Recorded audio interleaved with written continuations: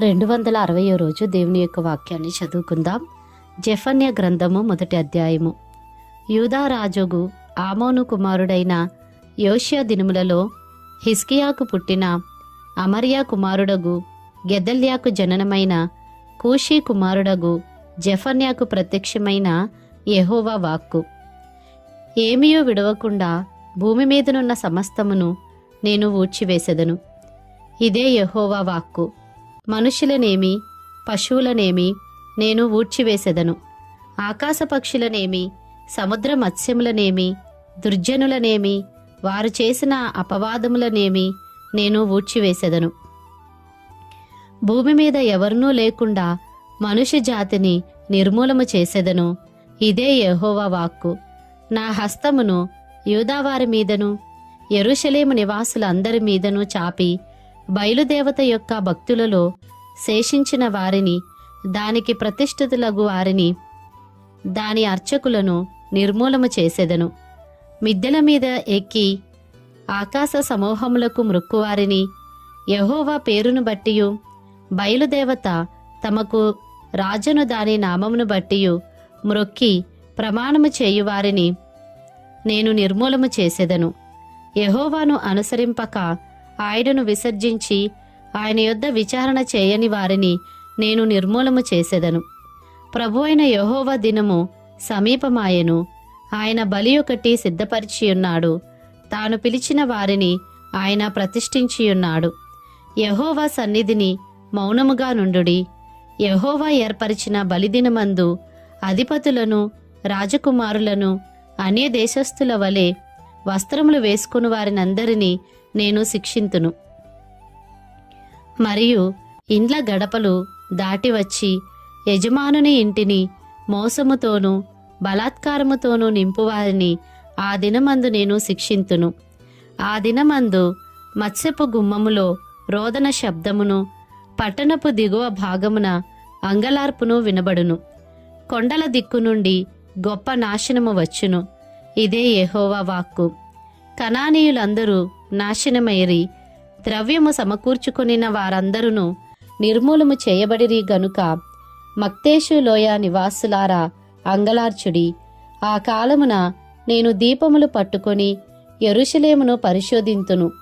మడ్డి మీద నిలిచిన ద్రాక్షరసము వంటి వారై, యెహోవా మేలైనను కీడైనను చేయువాడు కాడని మనస్సులో అనుకుని వారిని శిక్షింతును. వారి ఆస్తి దోపుడు సొమ్మగును, వారి ఇండ్లు పాడగును. వారి ఇండ్లు కట్టుదురు గాని వాటిలో కాపురముండరు. ద్రాక్ష తోటలు నాటుదురు గాని వాటి రసమును పానము చేయరు. యెహోవా మహాదినము సమీపమాయెను. యెహోవా దినము సమీపమై అతి శీఘ్రముగా వచ్చుచున్నది. ఆలకించుడి, యెహోవా దినము వచ్చుచున్నది. పరాక్రమశాలురు మహారోదనము చేయుదురు. ఆ దినము ఉగ్రత దినము, శ్రమయు ఉపద్రవమును మహానాశనమును కమ్ము దినము. అంధకారమును గాఢాంధకారమును కమ్ము దినము, మేఘములను గాఢాంధకారమును కమ్ము దినము. ఆ దినమున ప్రాకారములు గల పట్టణముల దగ్గరను ఎత్తైన గోపురముల దగ్గరను యుద్ధ ఘోషణయు బాకానాదమును వినబడును. జనులు యెహోవా దృష్టికి పాపము చేసిరి గనుక నేను వారి మీదికి ఉపద్రవము రప్పింపబోచున్నాను. వారు గ్రుడ్డివారి వలె నడిచెదరు. వారి రక్తము దుమ్ము వలె కారును. వారి మాంసము పెంటవలే పారవేయబడును. యెహోవా ఉగ్రత దినమున తమ వెండి బంగారములు వారిని తప్పింపలేకపోవును. రోషాగ్ని చేత భూమి అంతయు దహింపబడును.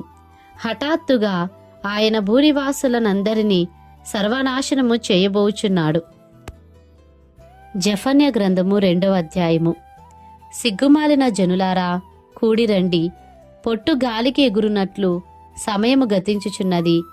విధి నిర్ణయము కాకమునుపే, యెహోవా కోపాగ్ని మీ మీదికి రాకమునుపే, మిమ్మును శిక్షించుటకై యెహోవా ఉగ్రత దినము రాకమునుపే కూడిరండి. దేశములో సాత్వికులై ఆయన న్యాయ విధులను అనుసరించు సమస్త దీనులారా యెహోవాను వెదుకుడి.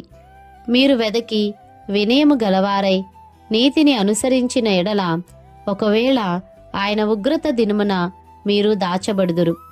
గాజా పట్టణము నిర్జనమగును, అష్కెలోను పాడైపోవును. మధ్యాహ్న కాలమందు అష్డోదు వారు బయటికి పారదోలబడుదురు.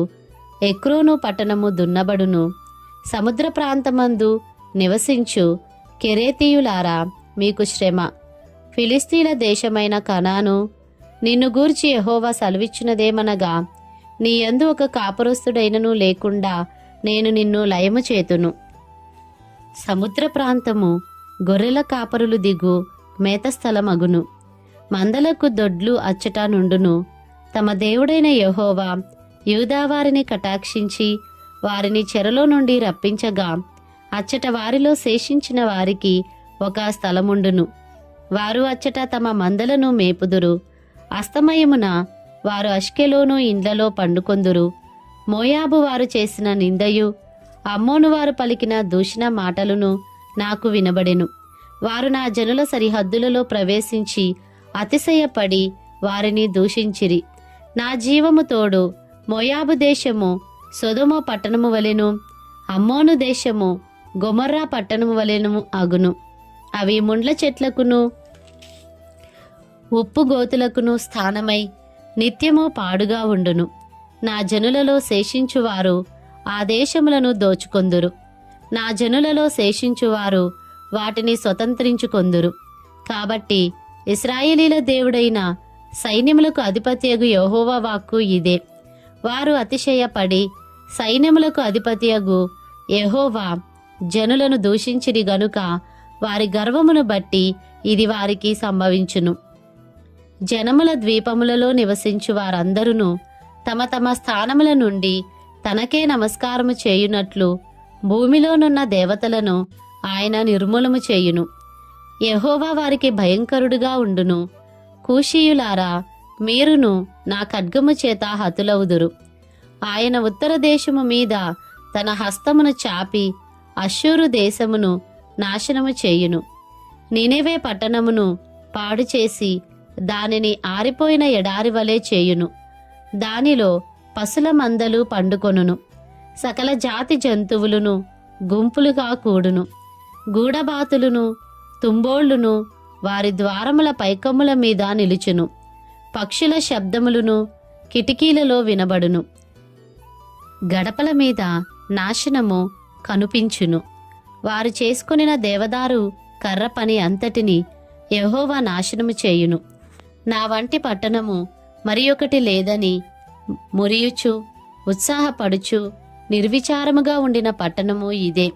అది పాడైపోయనే, మృగములు పండుకొను స్థలమాయనే అని దాని మార్గమున పోవు వారందరూ చెప్పుకొనుచు ఈసడించుచు పోపొమ్మని చేసైగా చేయుదురు.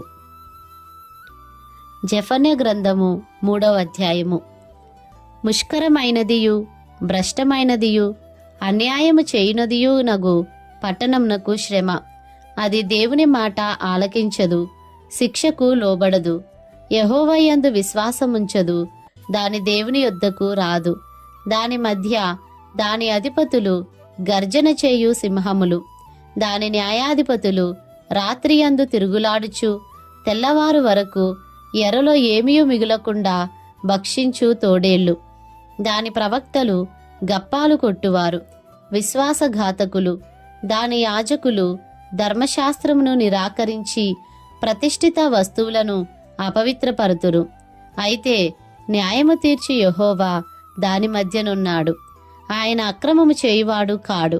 అనుదినము తప్పకుండా ఆయన న్యాయ విధులను బయలుపరచును. ఆయనకు రహస్యమైనదేదియూ లేదు. ఆయనను నీతిహీనులు సిగ్గెరుగరు. నేను అన్యజనులను నిర్మూలము చేయగా వారి కోటలను పాడగును. ఒకడైనా సంచరించకుండా వారి వీధులను పాడు చేసి ఉన్నాను. జనము లేకుండను వాటి అందెవరునూ కాపురం ఉండకుండను వారి పట్టణములను లయపరిచిన వాడను నేనే. దాని విషయమై నా నిర్ణయం అంతటి చొప్పున మీ నివాస స్థలము సర్వనాశనము కాకుండునట్లు నా యందు భయభక్తులు కలిగి శిక్షకు లోబడుదురని నేననుకొంటిని గాని వారు దుష్క్రియలు చేయుటయందు అత్యాస గలవారైరి. కాబట్టి యెహోవా సెలవిచ్చు వాక్కు ఏదనగా, నా కొరకు కనిపెట్టుడి. నేను లేచి ఎరపట్టుకొను దినము కొరకు కనిపెట్టి ఉండుడి. నా ఉగ్రతను, నా కోపాగ్ని అంతటిని వారి మీద కుమ్మరించుటకై అన్యజనులను పోగు చేయుటకును, గుంపులు గుంపులుగా రాజ్యములను సమకూర్చుటకును నేను నిశ్చయించుకొంటిని. నా రోషాగ్ని చేత భూమి అంతయు కాలిపోవును. అప్పుడు జనులందరూ యెహోవా నామమును బట్టి ఏక మనస్కులై ఆయనను సేవించునట్లు నేను వారికి పవిత్రమైన పెదవులనిచ్చెదను. చెదరిపోయిన వారై నాకు ప్రార్థన చేయు నా జనులు కూషు దేశపు నదుల అవతల నుండి నాకు నైవేద్యముగా తీసుకొని రాబడుదురు. ఆ దినమున నీ గర్వమును బట్టి సంతోషించు వారిని నీలో నుండి నేను వెళ్ళగొట్టుదును గనుక నా పరిశుద్ధమైన కొండయందు నీవిక గర్వము చూపవు. నా మీద తిరుగబడి నీవు చేసిన క్రియల విషయమై నీకు సిగ్గు కలుగదు. దుఃఖితులగు దీనులను యెహోవా నామమును ఆశ్రయించు జనశేషముగా నీ మధ్య నుండనిత్తును. ఇశ్రాయేలీలలో మిగిలిన వారు పాపము చేయరు, అబద్ధమాడరు, కపటములాడు నాలుక వారి నోట నుండదు. వారు ఎవరి భయము లేకుండా విశ్రాంతి గల వారై అన్నపానములు పుచ్చుకొందురు. సియోను నివాసులారా ఉత్సాహధ్వని చేయుడి, ఇశ్రాయేలీలారా జయధ్వని చేయుడి. యెరూషలేము నివాసులారా పూర్ణ హృదయముతో సంతోషించి గంతులు వేయుడి. తాను మీకు విధించిన శిక్షను యెహోవా కొట్టివేసియున్నాడు. మీ శత్రువులను ఆయన వెళ్ళగొట్టియున్నాడు. ఇశ్రాయేలుకు రాజైన యెహోవా మీ మధ్య ఉన్నాడు. ఇక మీదట మీకు అపాయము సంభవింపదు. ఆ దినమున జనులు మీతో ఇట్లందురు, యెరూషలేము భయపడకుము, సియోను ధైర్యము తెచ్చుకొనుము. నీ దేవుడైన యెహోవా నీ మధ్య ఉన్నాడు. ఆయన శక్తిమంతుడు, ఆయన మిమ్మును రక్షించును. ఆయన బహు ఆనందముతో నీ యందు సంతోషించును. నీ యందు తనకున్న ప్రేమను బట్టి శాంతము వహించి నీ అందలి సంతోషము చేత ఆయన హర్షించును. నీ నియామక కాలపు పండుగలకు రాలేక చింతపడు నీ సంబంధులను నేను సమకూర్చెదను. వారు గొప్ప అవమానము పొందినవారు. ఆ కాలమున నిన్ను హింసపెట్టు వారినందరినీ నేను శిక్షింతును. కుంటుచు నడుచువారిని నేను రక్షింతును. చెదరగొట్టబడిన వారిని సమకూర్చుదును. ఏ ఏ దేశములలో వారు అవమానము నొందిరో అక్కడనెల్లా నేను వారికి ఖ్యాతిని మంచి పేరును కలుగజేసెదను.